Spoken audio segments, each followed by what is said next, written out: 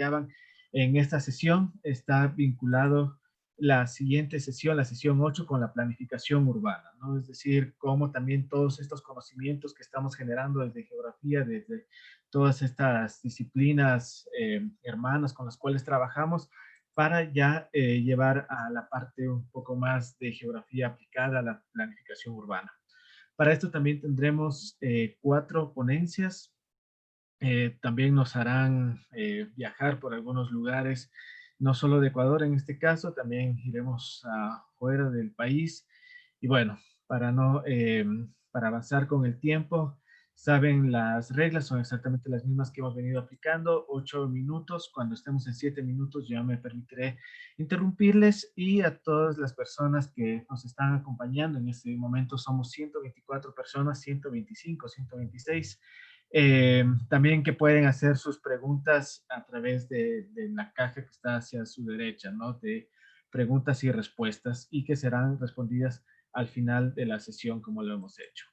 Entonces, la primera ponencia de esta sesión, la sesión 8, la sesión de planificación urbana, está a cargo de Estela Salazar. Entiendo que es un trabajo en conjunto con Cristian Enríquez, Jorge Kense y Gustavo Durán. Tiene como título Definiendo una nueva área metropolitana de Quito, aportes para la planificación urbana, y entiendo que es un abrebocas también de su defensa de tesis doctoral, ¿no? Entonces, con muchísimas ganas también de escucharte y bueno, aprender de todo este trabajo que has venido realizando. Estela, muchas gracias. Muchísimas gracias, Fernando, por la presentación. Sí, justamente, pues esto yo le llamo la previa a la defensa doctoral, que ya es la próxima semana.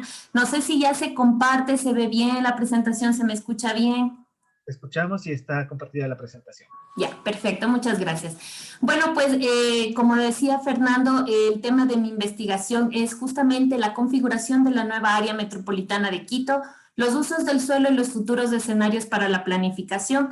Esta investigación se la desarrolló en el Instituto de Geografía de la Pontificia Universidad Católica de Chile, bajo la supervisión y la dirección de los profesores del instituto y también del profesor Durán de Flaxo, Ecuador.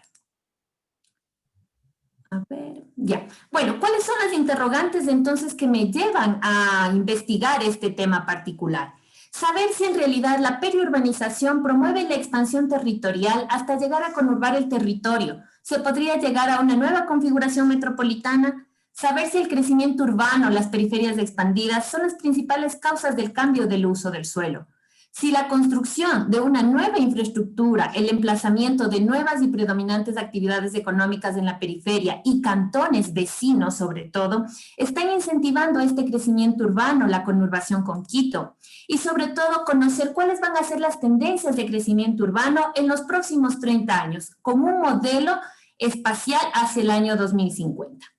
Los objetivos: entender, describir, explicar, proyectar cuál va a ser la dinámica de crecimiento urbano, como lo hemos dicho, pero ojo, del área metropolitana de Quito. Esto va a ser un término nuevo y algo nuevo que vamos a proponer, porque no quiero que se confunda con el distrito metropolitano de Quito, ¿no es cierto? Vamos a identificar el crecimiento urbano de Quito y su área de influencia. Vamos a ver cuál es esta área de influencia, analizar los cambios de uso del suelo desde el año 98 hasta el año 2017 y modelar, como hemos dicho, la expansión hacia el año 2050. ¿Cuáles son los modelos teóricos con los que nos hemos basado? El modelo de Aguilar, México, en el que justamente ya nos explica que la influencia de esta área central o de esta gran metrópoli sobre la periferia, sobre esta área periurbana, donde encontramos distintos usos del suelo. Pueden ser agrícolas, pueden ser residenciales, pueden ser industriales, lo que nos lleva entonces a un esquema de una nueva forma de organización en donde aparece justamente esta gran área metropolitana, pero ya tenemos nuevos frentes de crecimiento. Y el conocido, pues, modelo de ciudad latinoamericana de Borsdorf, donde aparece la ciudad colonial hasta la gran ciudad industrializada. El área de estudio, que bueno, menos mal que estamos exponiendo aquí dentro de casa mismo, pues la ciudad de Quito, el distrito metropolitano de Quito, ojo que está dentro de esta gran zona 2, digamos, pero el distrito en sí es una zona 9. Ojo que está dentro de la provincia de Pichincha. ¿Y por qué hago hincapié en esto? Porque vamos a ver la relación que tiene con los cantones vecinos. Dicho esto, ¿cómo configuramos el área metropolitana de Quito? Primero nos vamos a dar cuenta cuáles son los flujos de intercambio económico, social y productivo que tiene Quito como gran urbe, digamos, gran urbe metropolitana. ¿Y qué sucede? ¿Cuál es la relación? ¿Cuáles son los motivos de viaje desde Quito hacia Quito? Es decir, estos flujos, por ejemplo, con Pedro Moncayo, con Cayambe, la actividad florícola, con Mejía, la actividad lechera, es decir, y con, sobre todo con Rumiñahui, que prácticamente tenemos una acera de separación, la actividad también, ¿qué tipo de actividad comercial? ¿A través de qué? De este eje, ¿no es cierto? El eje de la E35. Entonces, como segundo punto, nos damos cuenta de las áreas de expansión urbana. ¿Cuál es el proceso de crecimiento urbano? Para esto utilizamos imágenes satelitales Landsat del año 98 y 2017 que nos permitieron ya observar cómo se van dando estos procesos de urbanización periférica localizada. Mientras en el año 98 tenemos una superficie del 4.2% área urbana, al año 2017 ya tenemos un 12.7%. Y aquí les he puesto un GIF para que se pueda ver cómo va el crecimiento urbano, cómo está esta superficie que está poniendo en detrimento la presencia del suelo agrícola, la presencia de matorrales, y vamos a ver en la modelación cómo es lo que esto afecta. Y pues en definitiva nosotros aquí ya se conforma esta nueva área metropolitana de Quito, que estaría entonces formada nuevamente, digamos, por los 5 cantones: Quito, Rumiñahui, Pedro Moncayo, Cayambe y Mejía. ¿Pero por qué? Porque miremos el flujo comercial que tenemos, el flujo cotidiano con Rumiñahui, el flujo de comercio que tenemos con Mejía, con Pedro Moncayo, con Cayambe, el flujo de empleo y el flujo de turismo, es decir, el flujo comercial que tenemos con Mejía, es decir, cómo seguimos centrándonos a un estudio netamente en un hipercentro, la conocida hipercentralidad de Quito, si tenemos que abarcar todos estos tipos de relaciones, todos estos tipos de flujos. Para modelar entonces ahora esta expansión de la nueva área metropolitana de Quito, fue necesario realizar varios análisis estadísticos en un programa de modelación que se llama CLU. Fue necesario hacer unos coeficientes de correlación, unos coeficientes de regresión logística, es decir, estos datos alimentan este programa Change Land Use and Effects, que permite obtener es digamos, un programa que permite tener todos los tipos de restricciones, todos los tipos de usos, todos los tipos de demandas, pero ojo, no es solamente algo así como netamente matemático, sino que más bien nos permite tener, y esto es lo interesante de este programa, la intervención, la visión y digamos hasta la aprobación, si se quiere, de los llamados stakeholders o de los tomadores de decisiones, que justamente en la primera presentación con Andrea nos hacía caer en cuenta qué importante es que conozcan estos modelamientos que no son netamente matemáticos, en este caso con este programa. ¿A qué nos lleva? A definir principalmente, para conocer hacia dónde va a crecer, las fuerzas motrices. Hemos utilizado 9 fuerzas motrices, las que nos permitirá, por ejemplo, conocer el hipercentro, los poblados, los establecimientos de salud, la red vial, hacia dónde va a crecer. Y estos son entonces los resultados. Un escenario tendencial. ¿Qué pasa con el escenario tendencial? Un escenario tendencial irregular. ¿Qué pasa con el escenario tendencial? Como su palabra y su nombre lo indica, crece hacia las zonas donde tenemos servicios, de equipamientos, hacia las zonas de vialidad, ¿no es cierto? Pero es un crecimiento más fraccionado, y miremos aquí, el crecimiento urbano es del 23%, mientras que el crecimiento regulado, ojo, este crecimiento regulado se lo tomó en base a las áreas de expansión propuestas por el Instituto Espacial Ecuatoriano, es un crecimiento más compacto, que prácticamente forma un solo corredor, un solo conglomerado con los cantones que he mencionado, y es más respetuoso, eso sí, de las áreas de protección ecológica, pero las áreas de expansión urbana son mucho mayores, al 25%. Es decir, hay aquí unos resultados que llaman la atención, pues está permitiendo el proceso de planificación mayor concentración, mayor crecimiento urbano que el crecimiento tendencial, y este crecimiento regulado, ¿sobre qué se está yendo? sobre áreas de riesgo volcánico, como vemos acá, y sobre áreas de agricultura, donde tenemos presencia de frutales, de flores, de cereales. Y pues entonces ahí sí dejo una breve discusión y conclusiones, que este es un modelo, un claro ejemplo del proceso de metropolización de las ciudades latinoamericanas. Como vemos que la ciudad va creciendo de adentro hacia afuera, y pues aquí ponemos sobre la mesa la discusión de la afirmación que había hecho este autor Carter, en la que él afirma que el periurbano se expande al azar. Nosotros con este estudio demostramos que el periurbano no se expande al azar, sino que es producto de las fuerzas motrices y las políticas que regulan el crecimiento urbano.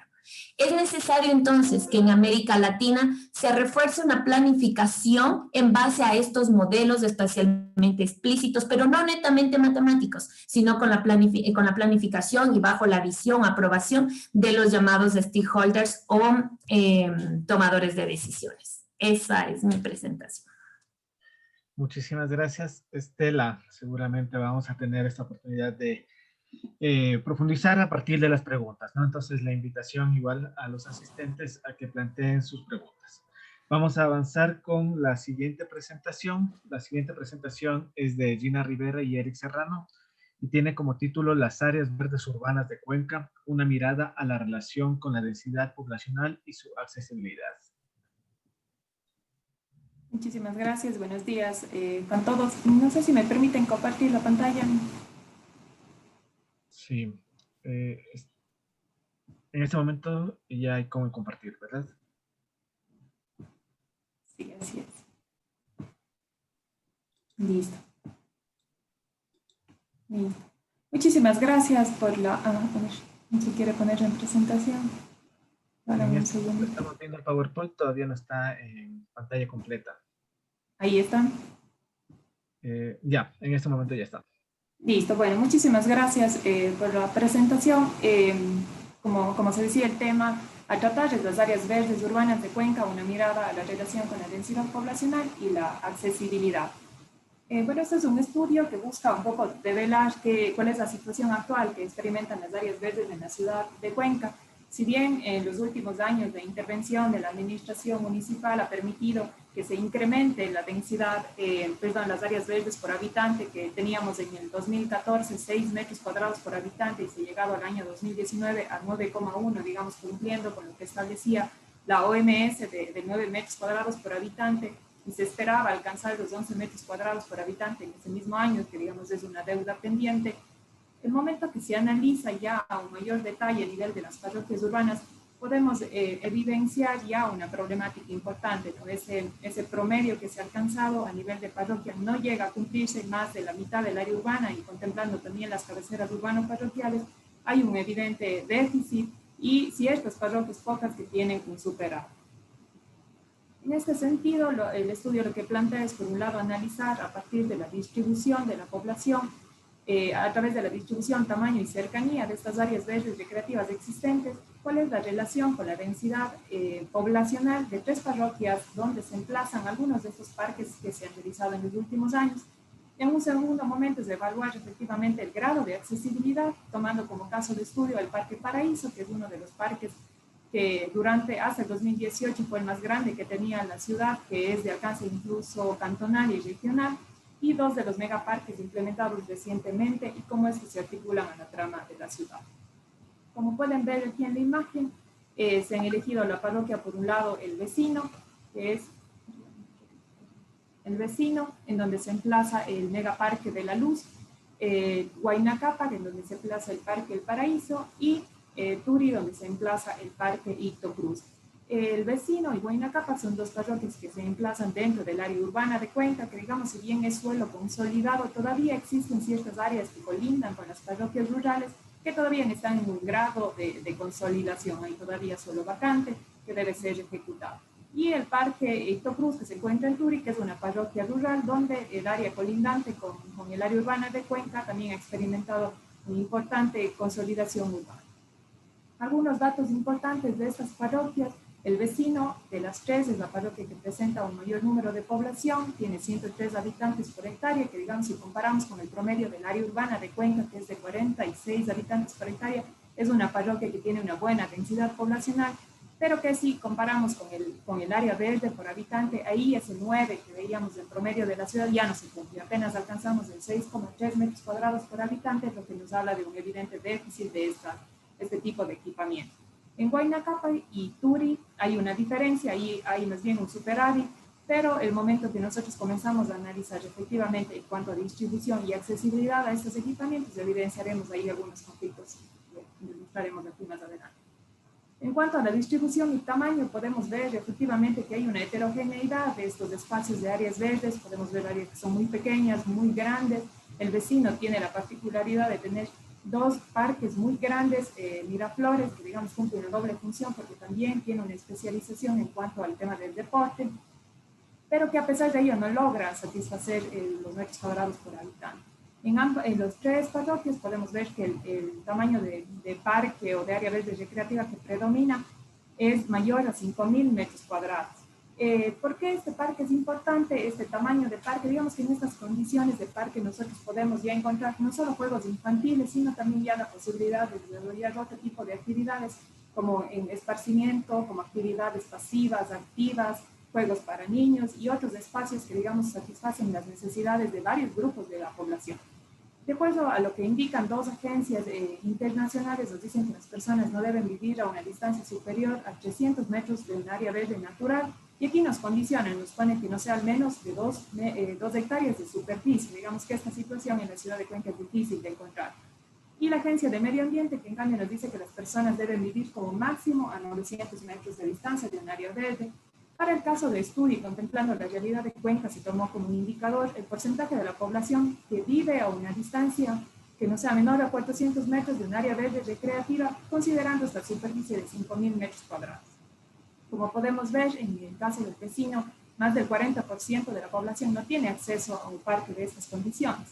En Huayna Cápac, si bien es menor el porcentaje, igual tenemos cerca del 19% de gente que tampoco tiene acceso a unas condiciones, a pesar de que, digamos, la parroquia de Huayna Cápac es atravesada por un río que ha sido recuperado su margen, pero que no da la posibilidad a toda la gente de accederlo a él.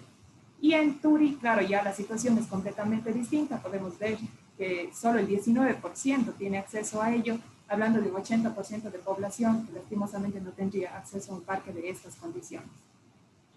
Si esto ya lo mezclamos con el tema de la accesibilidad, comienzan a aparecer ya algunos conflictos más importantes.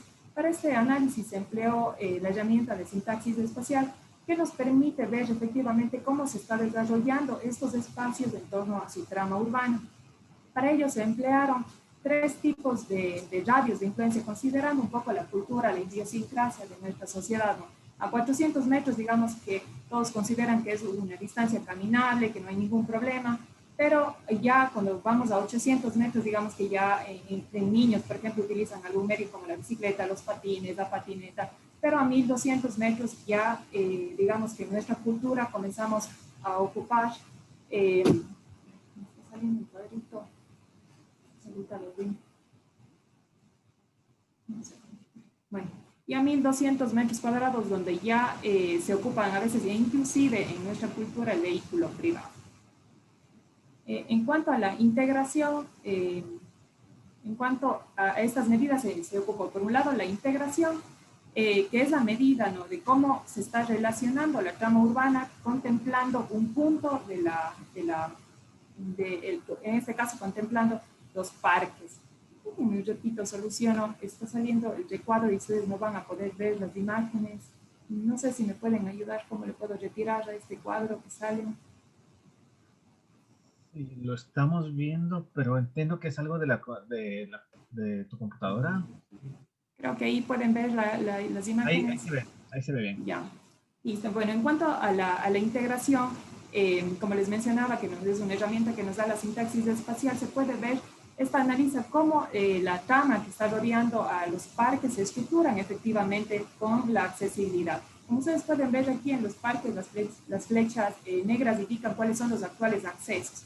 Como podemos ver, nosotros tanto en el Parque de la Luz como en el Paraíso, los colores más cálidos nos van hablando de que existe una mayor integración, los colores azules nos hablan de una baja integración.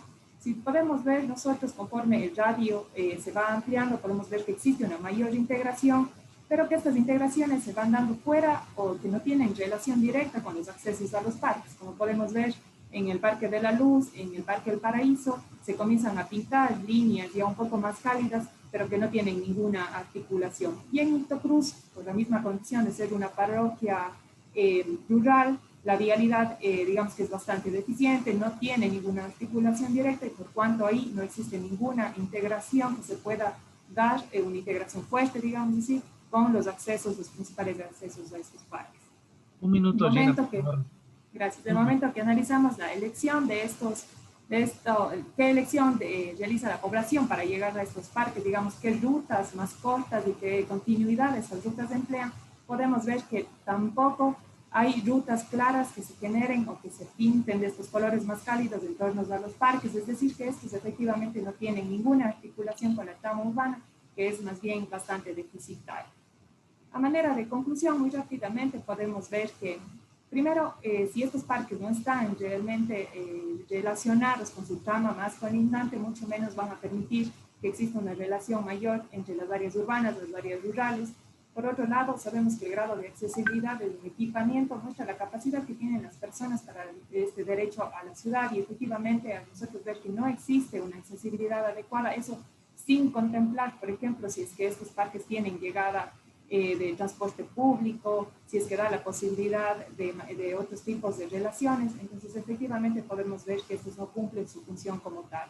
Y aparte, este déficit y superávit no debe ser medido únicamente en la distribución de los equipamientos sobre el territorio, sino también en cómo estos se los accede a diferentes, incluso grupos de la sociedad. Eso es todo. Muchísimas gracias. Muchísimas gracias, Gina, por la presentación. Vamos a pasar enseguida a la siguiente presentación. La siguiente presentación corresponde a Martín Durán Hermida y tiene como título Cuadrícula Regular, Manzana Flexible, Ciudad Diversa, el ensanche de Barcelona. Entonces vamos a escuchar esta presentación y nuevamente les recuerdo que cualquier duda, las dudas que tengan para los participantes, les pueden ya ir escribiendo en la caja de preguntas. Te escuchamos, Martín.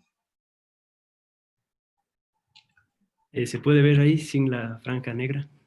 Se puede ver, está completa la presentación. Buenas. Entonces, solo déjeme ponerme el cronómetro y iniciamos.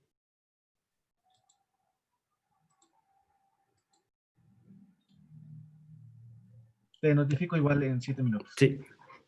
Bueno, esta presentación es la síntesis de una investigación de mi tesis de máster, más unas reflexiones que he hecho independientemente y que quisiera profundizar algún día porque me parecen interesantes y quería comentarles. En esta presentación trataremos de hablar sobre la cuadrícula como un elemento de composición y meternos específicamente en el caso del ensanche de Barcelona para ver cómo una cuadrícula regular puede presentar manzanas que sean flexibles a ciertos cambios para así hacer de ese tejido de esta ciudad algo diverso. Entonces, primero empezamos hablando de ciertas propiedades que tienen las cuadrículas como composición en algunas pinturas que tomamos como ejemplo. Se entiende que las cuadrículas tienen una propiedad centrífuga, es decir, que pueden iniciar en su centro y expandirse.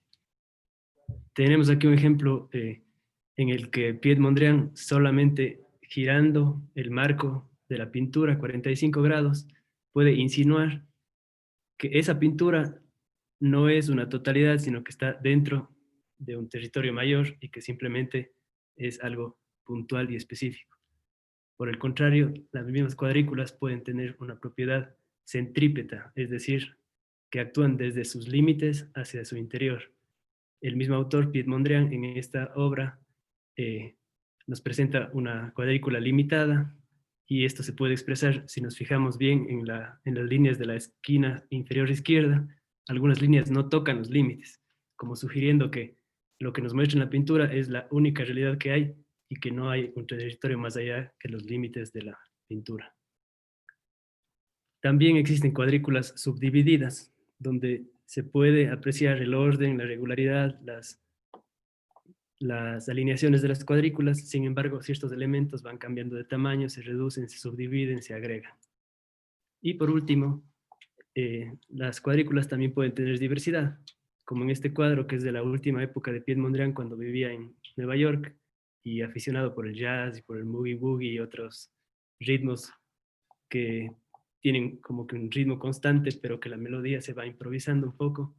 Hay cierto dinamismo que se nota en sus pinturas, ¿no? Y que es como ya la cuadrícula con la mayor diversidad posible. Entonces trataremos de ir entendiendo cómo eso se dio desde mi punto de vista en el ensanche de Barcelona, pero primero vamos a analizar cómo este ensanche se fue expandiendo en el tiempo y qué tipo de manzanas se fueron dando en él. Para quienes no conozcan el ensanche de Barcelona, seguramente habrán visto esta imagen de la derecha y otras similares. Es un territorio de la ciudad, casi el 45% del área más o menos de la ciudad, que está compuesto por manzanas de 113 por 113 metros y que tiene este chaflán a 45 grados y que es bastante regular y vamos a explicarlo ahora. Para esto he detectado tres planos clave de la ciudad después de hacer una lista de acontecimientos importantes y he conseguido esos planos y los he redibujado. Entonces les voy a presentar el plano original y mi redibujo y qué quiero mostrar con él. Este es el plano previo al ensanche, cuando Barcelona era una ciudad amurallada, que es la que vemos abajo de la imagen, y había ciertas poblaciones en las afueras de la ciudad, y había una gran área vacía en medio de todos estos poblados, que es la que el ensanche lentamente va a ir cubriendo.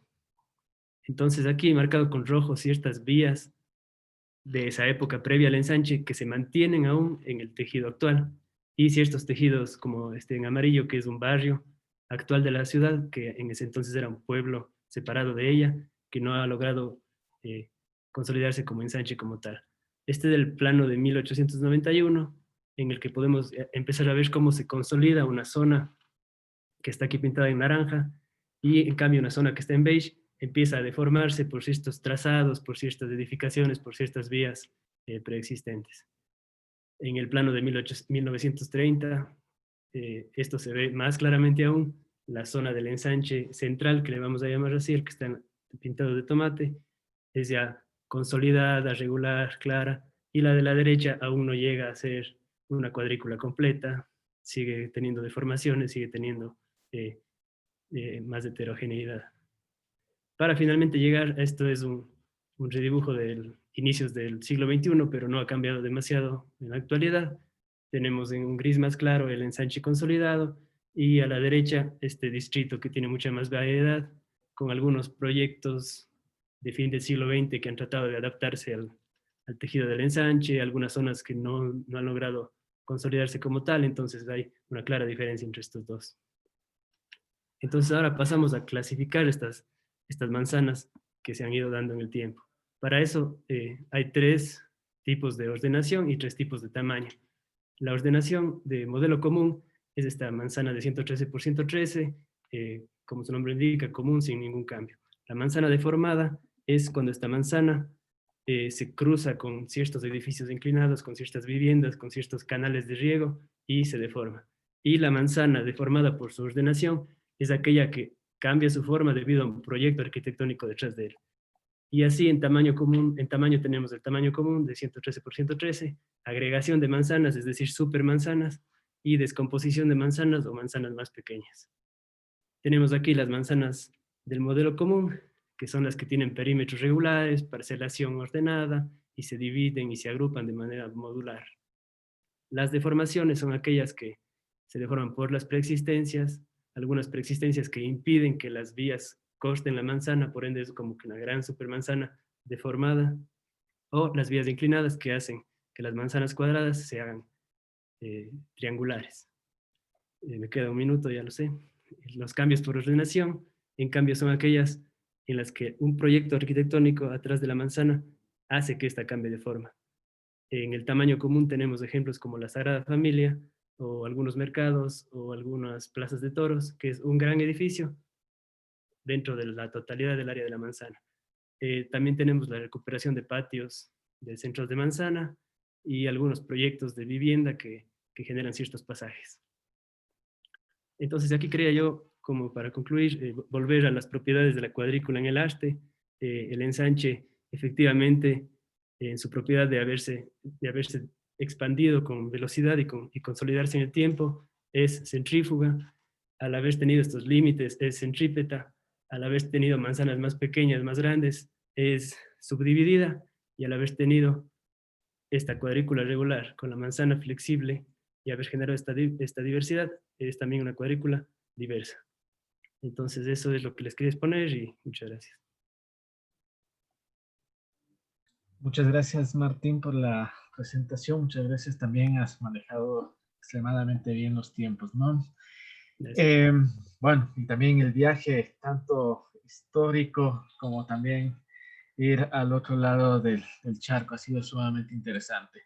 Para la presentación final vamos a volver nuevamente a la ciudad de Cuenca, y Patricia Mejía y Ana Rodas van a hablar sobre las transformaciones urbanas, incidencia de los asentamientos informales de la quebrada de Milchichig en la estructura urbana de la ciudad de Cuenca desde el año 1990. Entonces vamos a escuchar esta ponencia. Después tendremos un espacio para las dudas que el público tenga referente a todas las ponencias que hemos venido escuchando en esta sesión 8 de planificación urbana. Entonces les escuchamos. Igual cuando estemos en 7 minutos yo les aviso. Buenos días. Listo.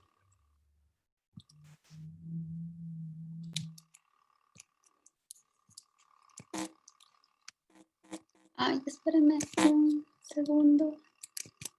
Algo pasó. Estamos viendo la presentación. No hay ¿Sí? ningún problema. Sí. Sí, ahora está no está en pantalla completa, pero estamos viendo. Antes sí estaba en pantalla completa. Listo. Está en Ya. pantalla. Primero, buenos días a todos y a todos los participantes de este congreso. Mi investigación aborda la incidencia de los asentamientos informales de la quebrada de Milchichig en la estructura urbana de la ciudad de Cuenca a partir del año de 1990. Para empezar con la ponencia, quiero primero hablar sobre la importancia de los asentamientos informales, pues es un fenómeno latente en todo el mundo debido a su acelerado crecimiento urbano. Ocasiona problemas como desigualdad urbana y segregación. En Latinoamérica, la aparición de estos asentamientos informales en la mayoría de los países genera un desorden en la configuración de cada país debido a que poblan áreas periféricas y zonas de riesgo. En Cuenca, Ecuador, si bien la estructura de la ciudad no es caótica ni desordenada, según el estudio de Pauta, nos dice que existen asentamientos informales dentro de varias zonas del área urbana de la ciudad desde el año de 1980, ubicados en áreas de protección de ríos y quebradas. Dentro de la ciudad de Cuenca existen varios ríos y quebradas, por lo que esta investigación se va a centrar en la quebrada de Milchichig, ya que en los últimos años la incidencia de estas viviendas informales dentro del área de protección ha empezado a manipular el territorio. El tramo de estudio inicia en el sector Bellavista, donde se encuentran ubicados los barrios Lazareto, La Floresta y Carlos Crespi, seguido del sector El Vecino, donde se encuentran los barrios Pinos Bajos, Barrio El Tablón, Católica y Ciudadela Calderón. En el barrio Pinos Bajos se los dividió en dos tramos, ya que mantiene características diferentes, al igual que al barrio El Tablón, donde el tramo 2 del barrio Pinos Bajos y el tramo 3 del barrio El Tablón es el área con más incidencia de asentamientos informales. La investigación lo denominó como un solo conjunto al que llamó Unión Pinos Bajos y El Tablón. Plantea un objetivo general y tres específicos para analizar el impacto de los asentamientos informales de la quebrada de Milchichig de la ciudad de Cuenca sobre la estructura urbana de la ciudad. Para la metodología, se estableció una metodología cualitativa que se dividió en dos etapas. En la primera etapa, se recopiló mapas históricos y el programa de información geográfica QGIS. En la segunda etapa, se realizó levantamientos de fotos aéreas mediante dron, el diseño de fichas de valoración de los componentes urbanos y la categorización de las unidades morfológicas dentro del tejido informal. Para el diseño de las fichas, A los componentes de la estructura urbana se los dividió en sus variables y criterios de evaluación, teniendo así la ficha donde se va a calificar mediante una escala cualitativa a cada componente en base a esta variable y criterio de evaluación. Para la categoría de las unidades morfológicas del tejido informal se dividieron en 4 grupos: planificada, orgánica, mixta e invasiva. Los resultados obtenidos se van a explicar en base a las etapas de la metodología. En la primera etapa, con la recopilación de los mapas históricos y el uso del programa QGIS, se georreferenció a la quebrada y a todos los barrios dentro de ella. También se elaboró el mapa de tipo de suelo en base al plan Precupa, donde se encontraron 3 tipos de suelo: arcillas barbadas, formación mangán y terrazas aluviales. También el mapa topográfico, donde se puede ver el relieve del lugar. El mapa de riesgos, donde nos muestra las áreas de inundación de amenaza alta y media, las áreas no urbanizables por topografía y deslizamientos, y los usos forestales. Y por último, el mapa de uso de suelo que mantiene todo el tramo de la quebrada. Con esta primera etapa y con estos mapas elaborados, se puede entender la problemática que mantiene la quebrada de Milchichig en el tramo escogido. En la segunda etapa, con los levantamientos de las fotos aéreas, la ficha de valoración de los componentes urbanos y la categorización de las unidades morfológicas, se redibujó el estado actual de la quebrada de Milchichig, donde se pudieron evidenciar que los elementos conectores más destacados eran puentes y escalinatas, que en su gran mayoría elaborados por los mismos moradores. También calles y callejones que permiten que estos barrios puedan conectarse con el resto de la ciudad. Y se identificaron varias viviendas informales más destacadas dentro del margen de la quebrada. Aquí se puede ver algunos de los ejemplos que se encuentran dentro del conjunto Pinos Bajos y el Tablón, donde se puede ver que el emplazamiento de estas viviendas empiezan a apropiarse de todo el margen de protección de las viviendas, haciendo que éste pierda toda su área verde. Es así que se llega a establecer la ubicación de las escalinatas, puentes peatonales y puentes vehiculares en todo el tramo de la quebrada. Se categoriza con las unidades morfológicas del tejido informal a cada barrio, al igual que el tipo de crecimiento que mantiene cada uno de ellos. A los barrios Pinos Bajos y Barrio Católica no se le categoriza, ya que son los únicos barrios dentro del tramo que no mantienen asentamientos informales. Como se puede ver en esta imagen, la topografía de la ladera de la quebrada hace que las viviendas no puedan conectarse directamente con las vías principales. Es por esta razón que muchas de las viviendas se emplazan en medio de puentes vehiculares para de esta manera poder conectarse con las vías principales de forma más rápida. La quebrada de Milchichig mantiene 3 de las 4 unidades morfológicas del tejido informal, que es invasiva, orgánica y mixta.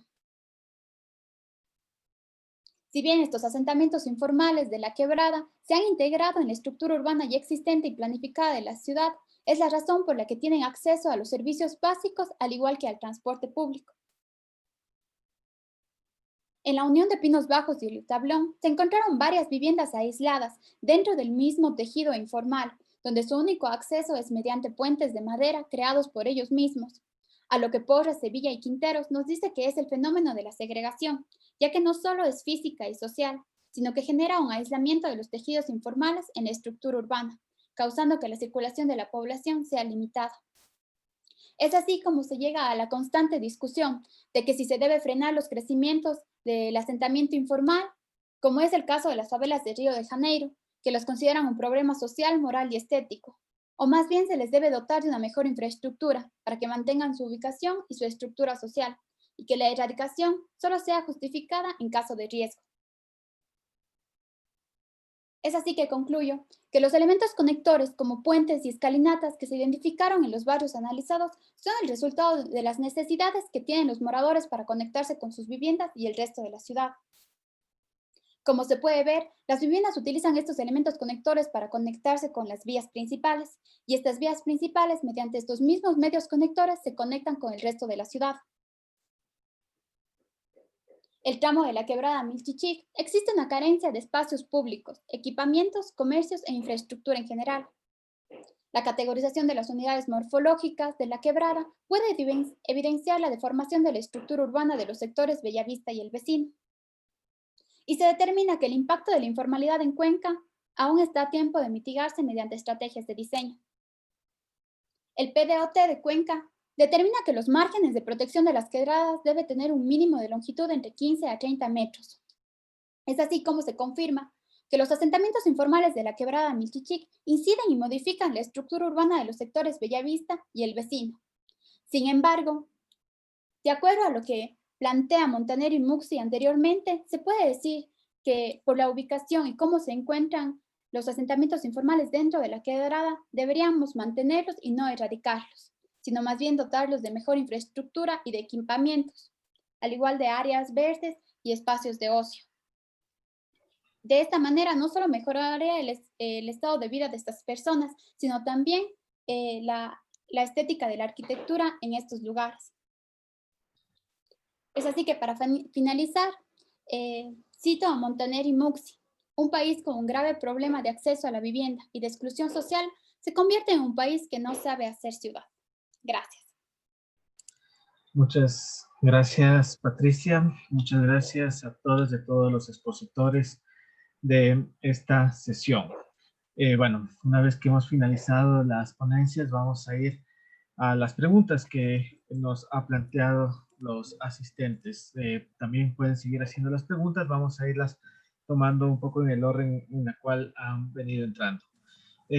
Quisiera plantear una pregunta. Esta pregunta viene de David Rivas y es una pregunta dirigida a Estela Salazar. David plantea cómo incluir en este software que nos comentaste, en este software club, un escenario donde las áreas de expansión urbana no están conectadas directamente, sino por vías a la masa consolidada actual. Y incluir esto es importante, ya que, por ejemplo, en el contexto del COVID se ha visto que la gente está motivada a desconectarse de la ciudad y comprar terrenos para urbanizar, ¿no? Y que se ve como esta dinámica que nos has venido planteando, que sucede históricamente y que también la proyectas hacia futuro. Entonces, ¿cómo incluir esta variable dentro de ese modelamiento? David, bueno, gracias tu pregunta. Sí, justamente si pudiéramos volver nuevamente a los mapas, la imagen que tú tienes del crecimiento urbano, ¿no es cierto? Esas manchas justamente están, digamos, se producen debido a la selección de los driving forces.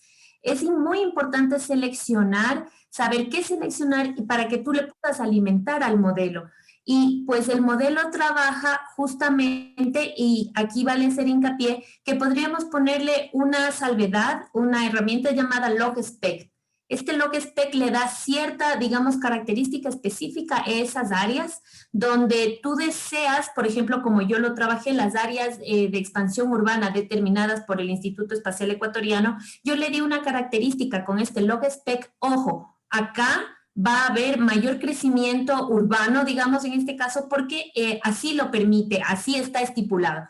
Entonces, se podría tomar, como te digo, siempre nuevos driving forces que quizás te permita dar una visión más clara hacia dónde están dirigiéndose estas nuevas urbanizaciones. De hecho, yo lo hice así en mi modelo porque si te das cuenta en la zona de Cayambe, arriba, todavía son latentes, digamos, están apareciendo estos nuevos frentes de crecimiento y están totalmente aislados de las áreas netamente urbanas consolidadas que tenemos como en Quito, o quizás las nuevas áreas alrededor del nuevo aeropuerto son también nuevos frentes de crecimiento. Entonces, esto es prioritario, como repito, tomar en cuenta estas particularidades para poder darle una cierta fuerza al modelo para que crezca para ese lado. Ojo, no se debe de olvidar que deben tomarse en cuenta también dentro del modelo las restricciones. Y nosotros aquí quizás, bueno, ahora aprovecho, las restricciones, por ejemplo, áreas volcánicas o de riesgo, áreas naturales, es decir, no porque tú le pones ahí una fuerza para que crezca y si está dentro de una restricción, entonces es muy importante tomar en cuenta esos parámetros. Muchas gracias, Estela. Tenemos unas preguntas de Fabián Viteri para Gina. Plantea, Fabián dice, ¿cuáles serían las consideraciones para seleccionar los mejores indicadores que permitan evaluar y gestionar las áreas verdes de manera óptima? Y complementando esa pregunta, también otra duda, Considerando que los censos urbanos, los censos de arbolado urbano son costosos y se hacen en intervalos largos de tiempo, ¿cómo se puede generar esta información? ¿Qué estrategias se podrían desarrollar para un monitoreo constante de áreas verdes, tal vez incluyendo sensores remotos o drones, o cómo se podría hacer a nivel metodológico esos elementos? Entonces, sí, por favor, Gina, nos puedes ayudar con estas dos dudas. Claro, bueno, muchísimas gracias por las consultas. Creo que son muy atingentes a toda la problemática, digamos que la pandemia también ha traído a evidenciar, ¿no?, en estos últimos meses. Principalmente yo creo que la condición socioeconómica es uno de los aspectos fundamentales que debe guiar el cómo actuar no solo en los equipamientos de áreas verdes, que ha sido el motivo de este estudio, sino de todos los equipamientos que en realidad necesita la población para satisfacer sus necesidades cotidianas. Efectivamente, saber cuál es el estatus, pero también cuáles son las necesidades de esa población, creo que es fundamental para dotar de los mejores equipamientos que necesita esa gente. La movilidad, por ejemplo, no solo en el tema de accesibilidad, que ha sido el estudio que se realizó ahora, sino efectivamente, como les comentaba, saber cuáles son los modos de transporte que me permiten a mí llegar a un tal espacio, área verde recreativa o simplemente estas áreas de contemplación. Creo que el tamaño es también fundamental. En varios estudios demuestran que los parques grandes, digamos, si bien ayudan a reducir el déficit, como ha ocurrido en el caso de Cuenca, el mismo hecho de estar tan alejados de las áreas urbanas, porque por lo general se ubican en suelo rural, de expansión, donde ya la accesibilidad es bastante deficiente, reducen el número, el déficit, pero en realidad la población no puede acceder a ellos, entonces prácticamente no estarían cumpliendo con el rol que debería tener un área verde recreativa urbana, que es satisfacer las necesidades de esparcimiento, de contemplación, de relaciones con el medio ambiente.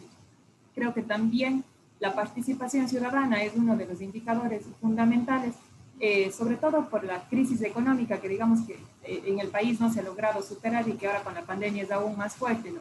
Si es que yo empodero a una sociedad, a un barrio con su espacio, con su área verde, yo permitiré que ellos mismos sean veedores y cuiden. Y de hecho esto estaría articulado con el siguiente punto en lo que decía, cómo garantizar el tema de la vegetación, el cuidado, el arbolado. Si bien los drones han ayudado a solucionar las imágenes satelitales aéreas, muchos de los conflictos, por lo general sí permiten contabilizar el número de árboles que existen en un parque, pero la cobertura del suelo, digamos que no se evidencia y no se ve qué es lo que está sucediendo abajo, y eso también es otra realidad que complementan a las áreas verdes. Entonces yo creo que si es que a una población, a un barrio, les articulamos, les damos parte, les hacemos parte de estas configuraciones territoriales, yo creo que es fundamental para poder trabajar, para poder tener áreas bien mantenidas, ¿no? El tema del, por ejemplo, el mobiliario urbano, yo creo que también es fundamental. A veces dotamos a las áreas rurales, por ejemplo, de la cancha, y con eso yo creo que la cancha, 2 árboles y un par de juegos infantiles, yo cubrí las necesidades de esa gente, pero en realidad ellos pueden que sea lo que necesitan en el corto plazo, pero no satisfacen las necesidades en general de esa población. Entonces creo que empoderarles a ellos y tener a la sociedad como el mayor indicador para todo tipo de equipamiento es fundamental. Eso es todo, gracias. Muchas gracias, Gina. Martín, quisiera plantearte una pregunta que me parece que puede estar bastante relacionada con justo estas realidades que Patricia nos mostraba, ¿no?, en su presentación. En tu ponencia nos mostraste un poco esta realidad de Barcelona, donde nos muestras estas manzanas que de hecho al verlas ya vemos un cierto tipo de organización, ¿no? Pero como contraparte tenemos también realidades justamente como las que nos mostraba Patricia. Entonces, ¿cómo todo este estudio que has hecho sobre manzanas puede ser útil para la planificación en este tipo de realidades de estas áreas informales en las cuales la estructura en sí de la manzana no vemos ese orden, esa lógica que tú nos mostraste para el caso de Barcelona, ¿no? Entonces, ¿cómo podríamos compatibilizar todo ese estudio con la planificación en realidades locales que son mucho más complejas y que tal vez no se ajustan un poco a estos modelos que tenemos frente a cómo debería funcionar el urbanismo? Claro, bueno, hay que tener en cuenta que esto se planteó en 1850 más o menos, en un terreno completamente vacío.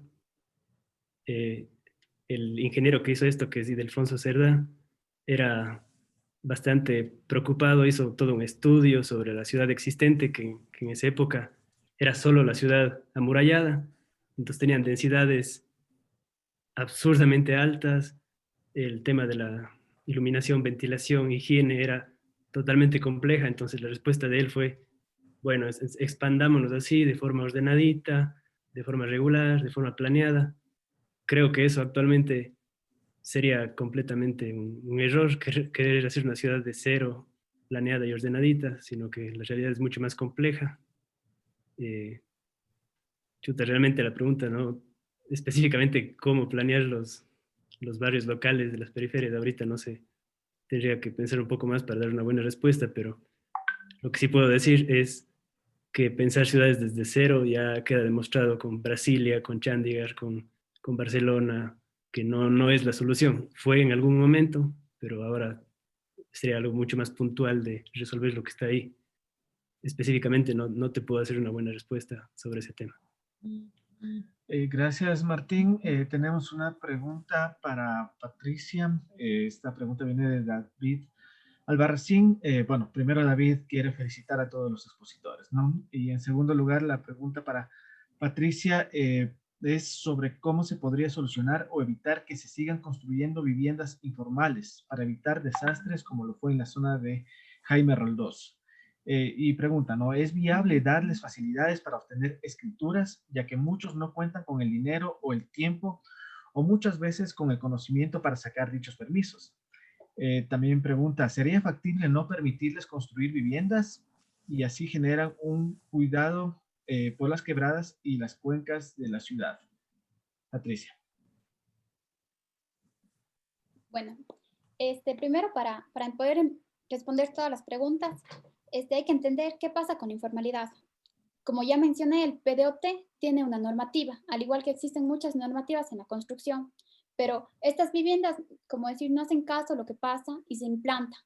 Es ahí donde nace la informalidad. Y el problema de esta informalidad es que muchas veces se convierte en el acceso para la vivienda, porque es mucho más fácil y más barato ser una vivienda informal a que generar todos estos permisos, escrituras y construcción. ¿Por qué? Porque al momento que uno ve una construcción ilegal, demanda y la multa le sale mucho más fácil de pagar a lo que sería todo el trámite de escrituras y todo este tipo para poder generar su vivienda. Entonces, ¿qué es lo que pasa aquí? La mayoría de las viviendas realizan esta forma porque no tienen un uso adecuado. Por ejemplo, la quebrada de Milchichik, en todo este tramo extenso que se tiene de los dos sectores, no existe ninguna área verde que funcione como tal, no existe actividad. Las personas, todos estos barrios se ven desolados. Si ven el mapa que puse de usos de suelo, el único sector donde existe diversos equipamientos y comercios es la que da cerca a la Avenida de las Américas.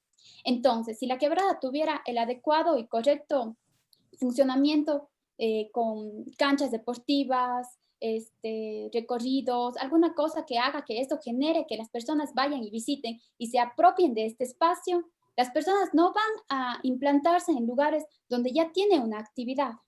Sin embargo, esto no es lo que sucede en la actualidad. Entonces, las personas ven estos espacios posibles para poder implantarse con un área extensa, cerca de medios de transporte, cerca de equipamientos, entonces se emplazan. Es ahí donde empieza a darse la informalidad. ¿Cómo se puede cambiar esto? Ya digo, haciendo que estos ejes verdes funcionen como tal.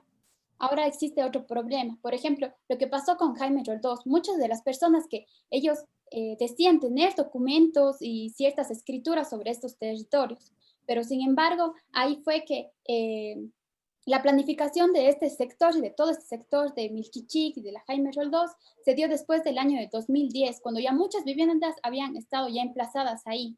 Pero sin embargo, no vieron que este tipo de suelo era bastante vulnerable, por lo que se vinieron en esta falla geológica y se derrumbaron todas estas viviendas. Es ahí donde se debe, más que todo, hacer que las personas recapaciten, que se den cuenta de que no pueden construir más viviendas, no porque no quieran que ellos mejoren su calidad de vida, porque es lo que ellos consideran, sino porque el tipo de suelo no tiene cierta fuerza para poder soportar a todas estas viviendas. Ese es el problema con la informalidad y con todo lo que está sucediendo. Esta sería mi respuesta. Muchas gracias, Patricia. Un poco en base a esta respuesta, ¿no? Y de una forma muy concreta, también dar una respuesta a Omar Delgado, que plantea entonces qué recomendación daría a los tomadores de decisión para abordar la ocupación de los asentamientos informales. Puede ser muy Primeramente que concreta para visiten, pasar con otra pregunta al final. Gracias. pero, primeramente que visiten el lugar, porque ¿qué pasa con todas estas instituciones? Generan normativas, hablan del mejorar lugares, pero ni siquiera visitan el lugar, ni siquiera conocen cuál es la verdad, la problemática que está sucediendo ahí, lo que dicen las personas. Entonces, al visitar, al ver las necesidades que tienen, es ahí donde se pueden tomar decisiones. Si bien demostré con mi investigación que el impacto que se genera en todo este tramo de la quebrada no era tan grande una amenaza para Cuenca, pero sin embargo está creciendo y existen muchos más lugares que está creciendo. Entonces, ¿qué se debe dar? Se debe mejorar la infraestructura de estos lugares para que las viviendas, para que las personas no se adueñen de estos espacios, de estos lotes baldíos, que no son lotes baldíos, sino son áreas de verdes, áreas que deben pertenecer al margen de la quebrada, áreas que deben ser espacios públicos para las mismas poblaciones. Eso es lo que se debe ver y mejorar el tipo de normativa, porque muchas veces hemos escuchado que dicen, no, prefiero yo mismo demandar mi construcción, pago la multa y sigo construyendo. Y esta es una realidad que se vive todos los días. Y no está bien que los gobiernos sigan manteniendo ese tipo de normativas que no ayudan a la ciudad, no ayudan a la población y que sin embargo, en vez de tener una ciudad ordenada, se empiezan a dar este tipo de conflictos y de problemas y que a la final son las mismas personas y somos nosotros quienes salimos perdiendo. Muchas gracias, Patricia. Y bueno, para cerrar una pregunta, igual le voy a pedir que sea muy, muy cortita a Estela para estar en el tiempo. Y la pregunta se refiere a cómo incorporar interrelaciones y flujos para realizar un sistema de ciudades como concepto dinámico. Entonces, dentro de este concepto, la pregunta es, ¿Ecuador estaría listo para una planificación regional a partir de la centralidad de las ciudades, de los core cities, para entrar en un circuito económico global? Yo creo que sí, yo Estela. creo que estamos No, listos. perdón, para Estela era la pregunta. Perdón, claro. Era por el concepto regional Gracias. que lo trató Estela. Bueno, si me quieres ayudar, Patricia, ya vamos las dos. Bueno, en realidad quizás hay que darse cuenta que son realidades que no se ven, que no se quieren ver, mejor dicho.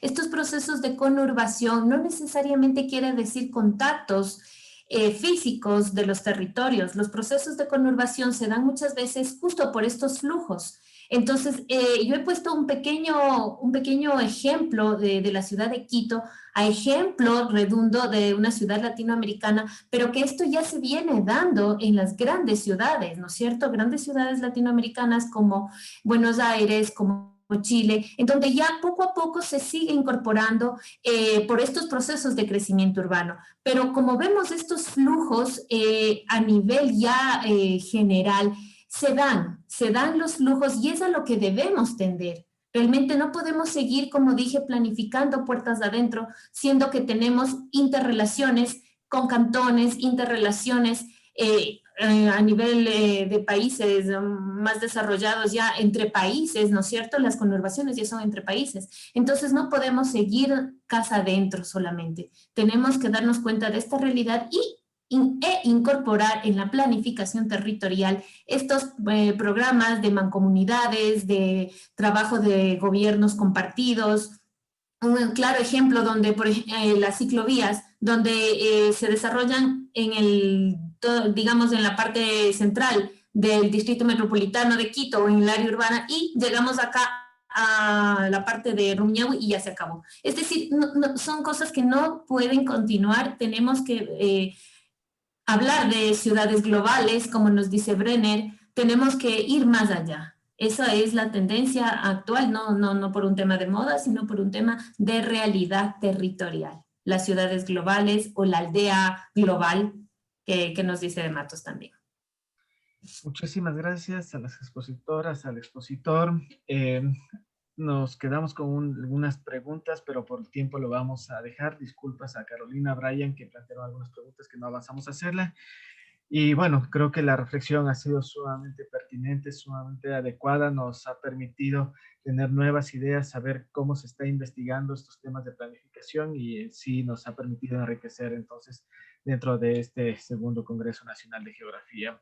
De mi parte, agradecerles también a los organizadores por permitirme moderar estas dos sesiones y bueno, les dejo ya para que se inicie la siguiente sesión de planificación urbana. Muchísimas gracias a todos y a todas. Somos 138 personas que estamos actualmente y bueno, vamos a seguir aprendiendo más de geografía. Muchísimas gracias. Gracias.